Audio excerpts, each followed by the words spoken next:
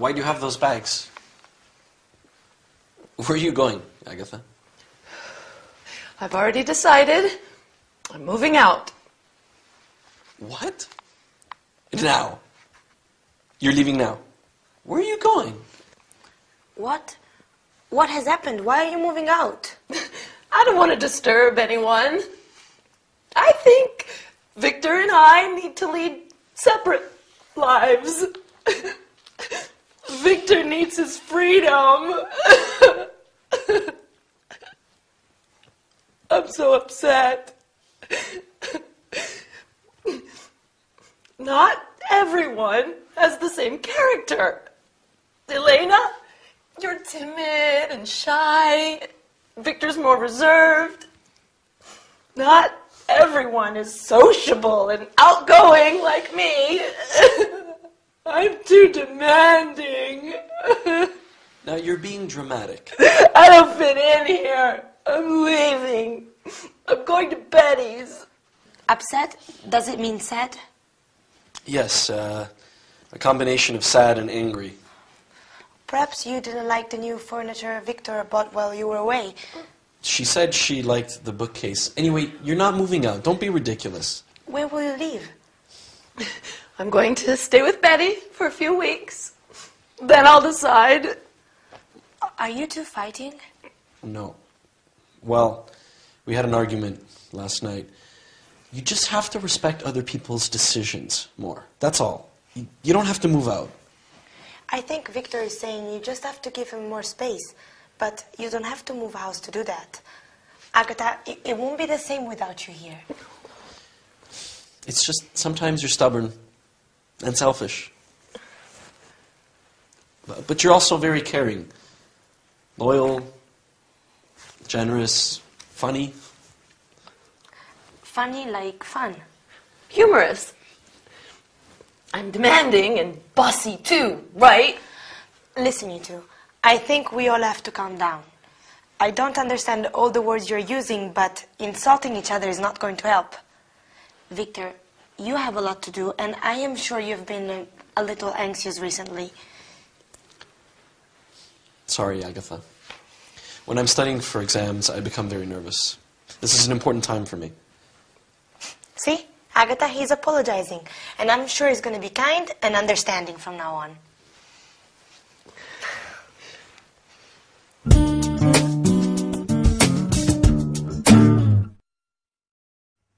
Hello everyone, welcome to your English lesson with me, your charming, kind and modest Gabrielle. That is an important part of our lesson today, how to describe people's character and personality. That was the problem in our sitcom, wasn't it? Victor and Agatha's personalities are too different, and that makes for a very difficult living situation. So, as well as describing personality, we will also review the future tense, using will, going to, and the present continuous and the present simple, and study the expression have to in the future. Oh, I'm giving a party next Saturday. It's Dylan's birthday. Are you going to come? Sure, you'll love it. Right, first let's review the future tenses. Do you remember when we use the verb to be plus going to? That's right. We use it to talk about future plans and intentions. Like when Agatha says, I'm going to stay with Betty. We also use it to talk about predictions based on what we can see at that moment. For example, saying, I think it's going to rain when you can see storm clouds. And when do we use will? We use it with offers. I will help you carry your bag. Promises. I won't come home late. Predictions without evidence. You'll love the film. And instant decisions. I'll have a ham sandwich. Now, to talk about the future, we also use the present continuous when we want to talk about future arrangements. For example, if I say, I'm meeting my friends tonight, I am talking about something that I have arranged to do. He's flying to Rome tomorrow. We're playing volleyball in the morning. We can also use the present simple for fixed future arrangements. I start my Spanish course next week. It begins at 9 o'clock. Wow, there are a lot of ways to talk about the future. Can you remember them all? Don't worry, you will. That's a promise. If we want to say that someone has to do something in the future, we use the expression will have to. For example, if you want to speak English well, you will have to study hard. If I want to buy a new car, I will have to save lots of money. Will have to stays the same in all persons. So we can also say, if Dylan wants me to cook dinner, he will have to wash the dishes. Okay, for his birthday, I'll do everything. Now, let's look at some ways that we can talk about character and personality. As I said before, I think I am charming, kind, and definitely modest. How about you? Are you timid and shy like Elena, or reserved like Victor? Or maybe you are like Agatha, sociable, loyal, and generous, but also stubborn, selfish, and demanding. My Dylan is such a sweet and caring man, but he can also be very moody at times. Lady Coco is loving and affectionate when she wants food, but she can be quite aggressive if I try to give her a bath. It's not easy being a mom. Speaking of which, I think it's bath time now for my little kitty cat. Wish me luck. See you next time. Bye.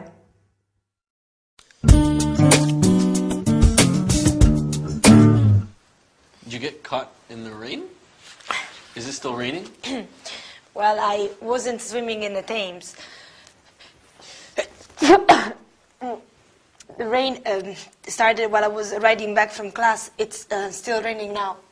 Oh, this weather's terrible. Come and get warm. Oh.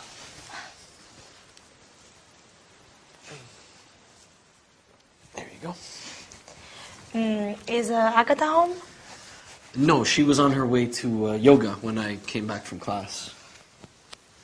I hope you're not coming down with a cold. Your hair's still wet. There, pass me the towel. I'll dry it for you. Thanks. That feels nice. Last night, when I came back from work, it was also raining. That's London. If you move a little closer, I can reach the back of your head better.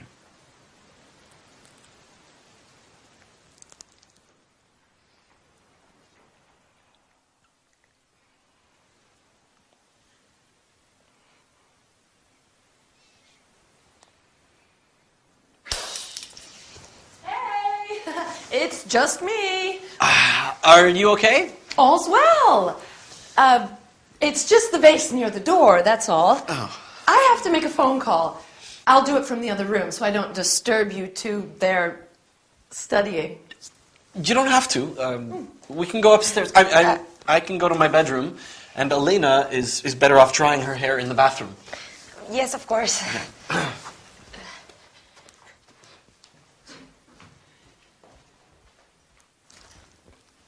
Oh, I have to tell Betty. I can't wait.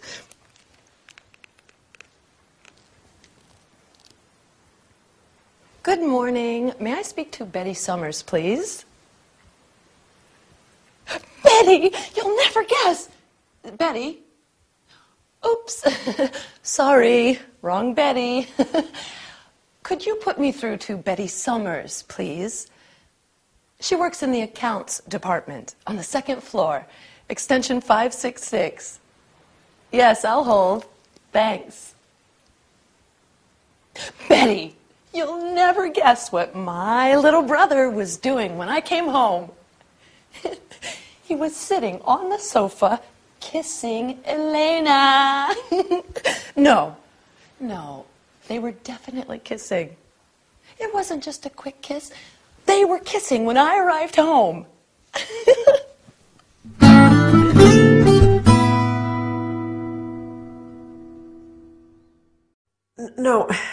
No, listen, Mom, I have to go. My lesson is starting. I'll call you back tonight. Bye. Sorry about that. My mom loves talking on the phone. It's sometimes difficult to get her to stop. Well, how about the sitcom today? It was getting pretty steamy on the sofa, wasn't it? Anyway, let's look at what we are going to study today. First, we will look at the past continuous. For example, I was walking. You were dancing. Then we will look at some prepositions of place and movement, such as in, on, at, and by. Then finally, we will learn some language used on the telephone. Okay? Let's get started. So, when poor Elena came in, she said that the rain started while she was riding back from class. This is an example of the past continuous.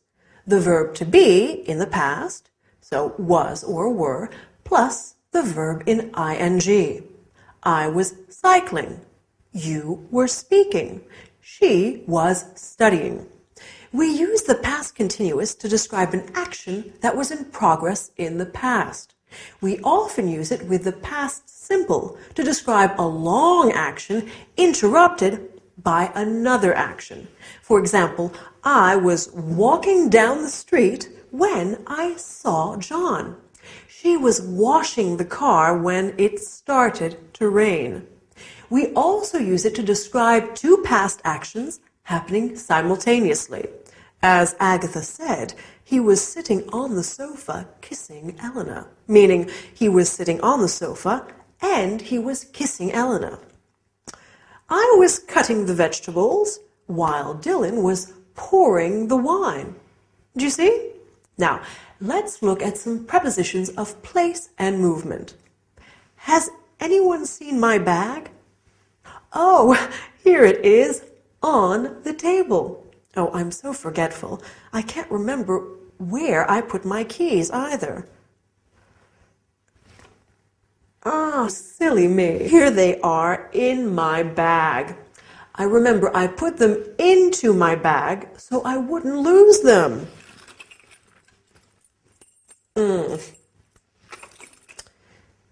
And my glasses? Where are they? Ah, they are in here too. I think I'll take them out of the bag so they don't get broken. Maybe I'll put them onto my head. For safekeeping. That's better. Now, after the lesson, I'm meeting my friend Jade for coffee. I'm meeting her at the flower shop on the high street by the park. I hope I remember. You know what I'm like. Okay, finally, I want us to study some telephone language. Do you remember what Agatha said on the phone? She said, "May I speak to Betty Johnson, please?" This is how we ask for someone on the phone. Then she said, "Could you put me through to?" This is what we say when we are talking to a secretary or receptionist of a business and want to talk to someone specific. Please hold on. To be on hold means to wait to be connected to someone.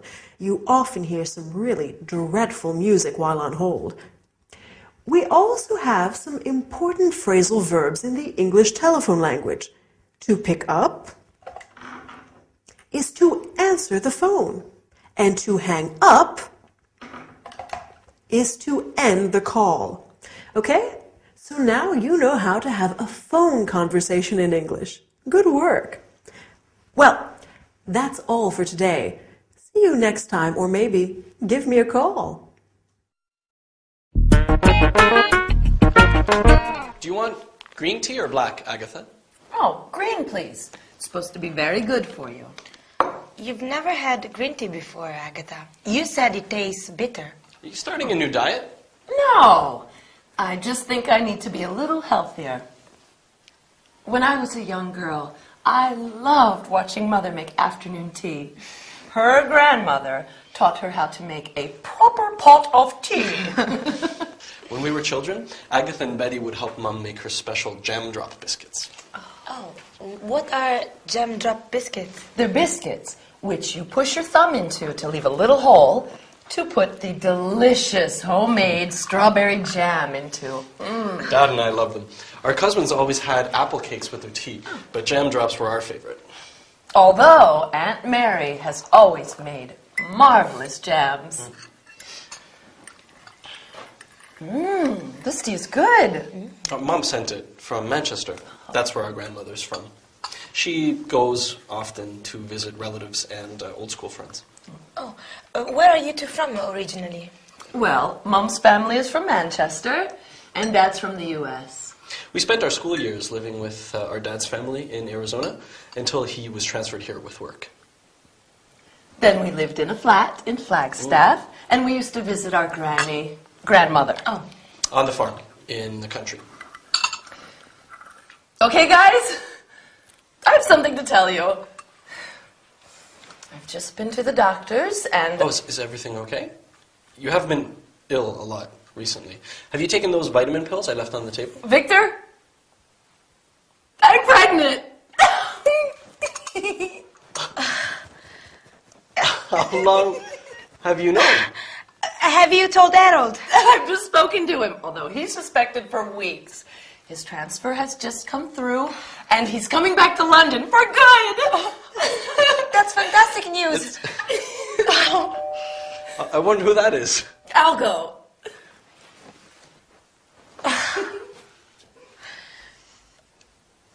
Harold! Oh, what a surprise!